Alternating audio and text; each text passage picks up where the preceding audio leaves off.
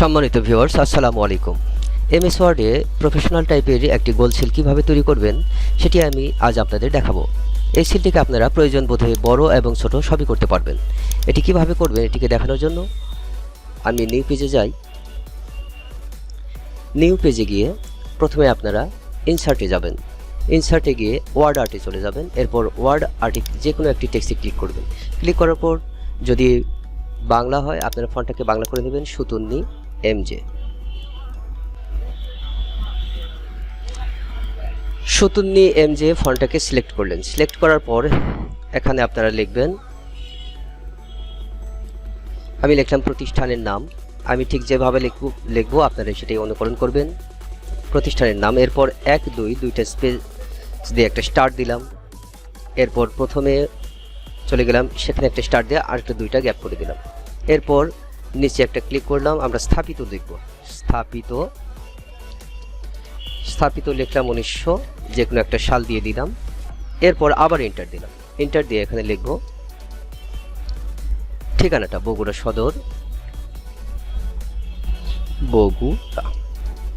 এরপর দাঁড়িয়ে দিলাম। এরপর আমরা ওকেতে ক্লিক করব।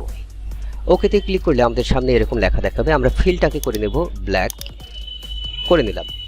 এরপর চেঞ্জ শেপ যে অপশনটি আছে, চেঞ্জ শেপে গিয়ে আমরা ফলো পাথের মধ্যে যে বাটন কার্ভ লেখা আছে এটিকে সিলেক্ট করব, বা কার্সার নিয়ে যাওয়ার সাথে সাথে এরকম রাউন্ড একটি শেপ আপনাদের সামনে দেখাবে।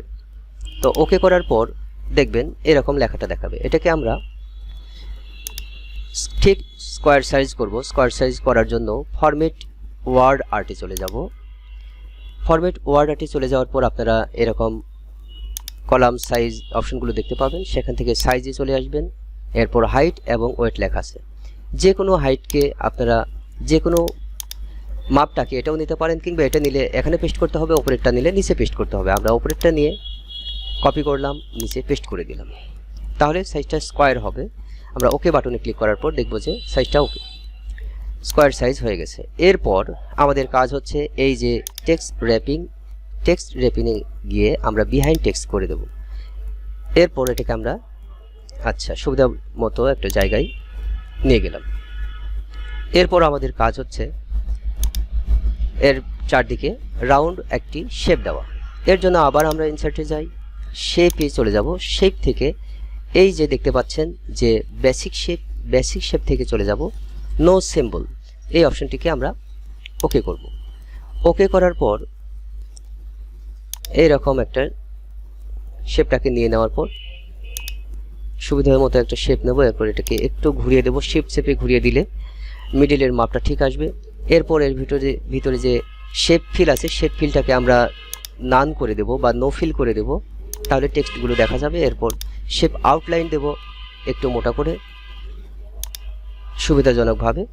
এরপর এই দুইটা শেপকে আমরা সিলেক্ট করব। সিলেক্ট করে অ্যালাইনে চলে যাব। অ্যালাইনে গিয়ে আমরা সেন্টার অ্যালাইন করব। এরপর আমরা যে অ্যালাইন মিডল করলাম। এরপর এই শেপটাকে একটু বাড়াই দেব। আউটলাইন শেপটাকে আরেকটু বড় করব। অল্টার শিফট ধরে আমরা যদি অল্টার কন্ট্রোল শিফট ধরে যদি এরকম প্রেস করি, তাহলে সুবিধাজনকভাবে আমরা মিডল বরাবরই শেপটাকে পরিবর্তন করতে পারবো। এরপর শেপের মাঝে যে অংশটি আছে, আবারও দেখাই, শেপের মাঝে এরকম একটি হলুদ চিহ্নিত অংশ থাকবে। এই হলুদটাকে কন্ট্রোল করে আমরা এটাকে ছোট বড় করতে পারবো। ছোট বড় করার পর টেক্সটে আবার চলে যাই। টেক্সটটাকে একটু নিচে নামায় নিয়ে আসি। দেখবেন সুন্দর একটি সিলের মতো অংশ তৈরি হয়ে গেছে। এরপর এটাকে আমরা চাইলে আবারও একটু ছোট বড় করতে পারি, যদি প্রয়োজন মনে হয় ছোট বড় করতে পারি, নাহলে এভাবে রেখে দিলেও হবে। এখন আমরা কালার চেঞ্জ করব। কালার চেঞ্জের জন্য ড্রয়িং টুল অপশনে ক্লিক করব। ক্লিক করার পর এই যে শেপ আউটলাইন, আমরা শেপের কালারটাকে চেঞ্জ করে দেব। এই যে পাশে যে কালারটা দেখা যাচ্ছে অর্থাৎ পার্পল কালারে আমরা ওকে করলাম। সিলের কালার হচ্ছে পার্পল কালার। এরপর আবার শেপ আমার টেক্সটের যেই অংশটি আছে এটার কালার পরিবর্তন করব। এটাও কোথায় থেকে এই ফিল থেকে আমরা পার্পল কালারে যাওয়ার পর এন্টার দেবো। এরপর এই টেক্সটের আউটলাইনটাকে আবার এই পার্পল কালার করে দেব। দেখতে পাচ্ছেন সুন্দর একটি সিল এখানে তৈরি হয়ে গেছে।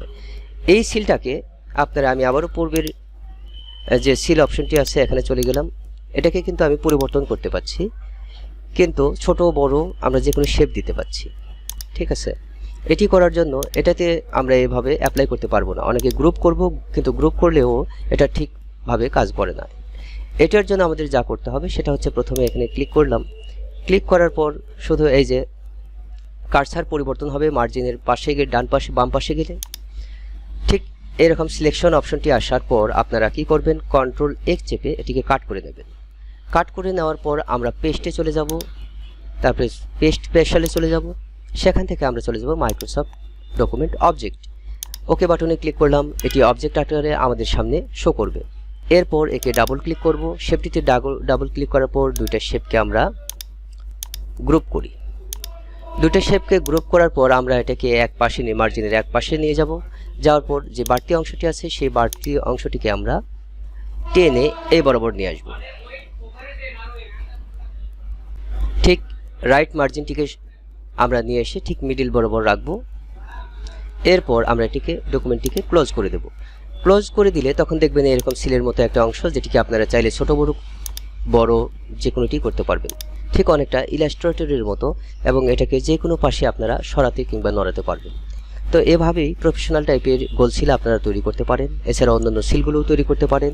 পরবর্তীতে আবারও সিলের বিভিন্ন ধরন সম্পর্কে আপনাদের সামনে আলোচনা করব। ততদিন ভিডিও দেখুন, কাজ শিখুন এবং সাথেই থাকুন। পরবর্তীতে আবারও নতুন টিউটোরিয়াল নিয়ে আপনাদের সামনে হাজির হব। ততদিন সুস্থ ও সুন্দর থাকুন। আল্লাহ হাফিজ।